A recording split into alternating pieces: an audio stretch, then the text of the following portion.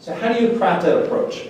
So I think you should take all of those opportunities, all those scenarios that you enumerated through your focus groups, through your roundtables, through the bottom-up approaches, and you need to say, see, of those things, which are the ones that occur most often?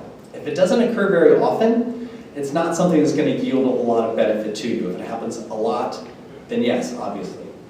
What's the effort for the customer? Because this is really what the pain point that we're trying to alleviate, right? So if it's a big effort for your customer, then that's one you're probably going to want to tackle first. And what's the effort of the agent? So remember I told you about my friend in the contact center who had to open up 7 screens and had to open up an 8th screen to see that the new cards had already been mailed. If it's a lot of effort to ask your agents to do it, you're going to get some pushback, especially if it doesn't occur often. So think about the effort that's involved for your agent in order to accomplish this. And then think about the susceptibility to automation. So if you can somehow get the information to pop up on the desktop, hey, this person meets criteria A, B, and C, you better ask about question D to see whether we can head that off. If that happens automatically, obviously that's 0 effort, and that's a really good candidate for you. So you want to get things that happen a lot, alleviate customer pain, and don't require a lot of effort from your agent. Pick a small number of those, a manageable number of those, and make those be the first 3, 4, 5 that you tackle in your first round. Then you need to articulate what the strategy is. So it's identify those criteria and how you would identify those criteria, because remember, you need to communicate to your agents how to spot these opportunities when they arise. You need to ensure that your agents have the information easily at their disposal so that they can test that. If they see A, B, and if they see A and B and have to open up a 3rd screen to see C or whatever that is, or hit another tab, you need to make sure that they can do that. And then you need to run those through with all your stakeholders. I would encourage you to test those hypotheses before you put them out there, because they could probably use a few iterations. Once you have that approach, then you need to start communicating it as well. And one of those groups you need to communicate it to is quality management. These people really should actually, you probably included them when we were identifying the opportunities. They probably have already bought in, but it makes sense to do so to make sure that they're on board, because we're actually asking them to do a few things for us. We're asking them to look at additional things. And I think most quality management teams are actually advocates for a good experience and are going to be happy to jump on board to help you with this. But we're also asking them to add things to the scorecard, perhaps. And if you're going to add things to the scorecard, you might get a little resistance, because that may mean that they need to remove some things. So just get them on board early, have that conversation with them, because you want them to be looking for the same things that you're looking for. And then training. So training comes in 2 forms. I think the first form is that you need to train your agents on this new thing you want them to do.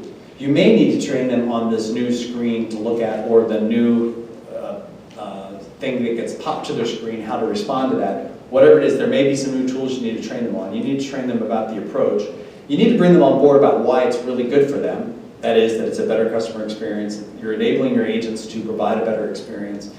And remember that thing I said earlier about, I do think that there is a tangible, though not often quantified, benefit to agent scores for being that driving agent. So remember I mentioned that at the top of the talk, that those calls where the agent takes control and says, thank you for calling blah, blah, blah. I see that you're trying to purchase, on the website trying to purchase a towel. Is that why you've contacted us? Those calls do go better, they go faster. And the agent gets scored higher across the board on those marks, like professionalism, friendliness, knowledge of the product, and all of those scores, even though they really, well, I guess those scores are related with just the way that the call is handled rather than the actual agent's prowess. So doing this is going to drive up their scores, which of course is going to make your agents happy as well. Next, you need to measure. So you put this into effect, you need to come back later and measure what were the effects. Which needles moved, hopefully they moved in the right direction, but which needles moved and by how much. It would be ideal if you could identify those customers with whom you interacted and you attempted an NCR, you attempted to invoke some sort of NCR and see whether or not that there's a delta between those folks and the general population. But if you can't do that, you can just look at overall volumes, overall first call resolution, and overall CSAT, although you understand there may be a lag in the CSAT scores. Once you have that, this gives you an opportunity to optimize and iterate, and it will give you, and then that delta is the thing with which you can measure the benefits. So you can calculate a tangible benefit for next contact resolution. If you're reducing volumes, you're reducing costs, you're increasing customer satisfaction, and those things do have benefits for the operations team. Once you have the results of the impact that your NCR strategy has, you should calculate the benefit because someone's going to ask you about it. You've made an investment, you want to show what the results are. After that, it's a matter of iteration, in my opinion. So look at the ones that are working well, which ones aren't working quite so well. You may want to throw some out, you may want to tweak some. You may need to add a few more criteria.